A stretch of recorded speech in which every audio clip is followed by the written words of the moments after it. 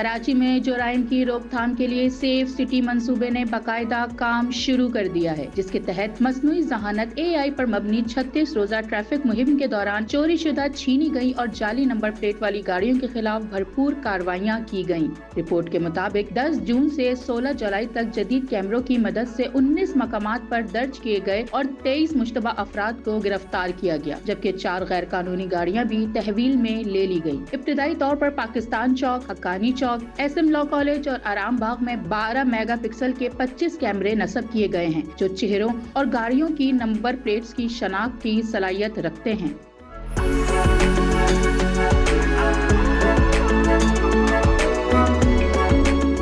DG safe city Asif اعجاز شیخ کے مطابق منصوبے کے تحت 5 فیز پر 36 ارب روپے خرچ ہوں گے اور پہلا مرحلہ 2027 تک مکمل کیا جائے گا۔ اس منصوبے میں چہرہ شناسائی، مؤثر traffic management, data analysing, patrolling اور ماڈل پولیس اسٹیشن جیسے جدید فیچرز شامل ہیں۔ قبل ازیں 21 روزہ ٹیسٹنگ کے دوران 15 مقامات پر درج اسنیچر گینگ گرفتار اور ہزاروں الرٹ جاری کیے گئے تھے۔ حکام کے مطابق کمانڈ سینٹر جو مرکزی سہولت کے طور پر کام کرے گا، جس میں تمام معلومات کی نگرانی اور ریکارڈ رکھا جائے گا۔ اس کے علاوہ منصوبے کا دائرہ کار بتدریج شہر بھر میں پھیلایا جائے گا۔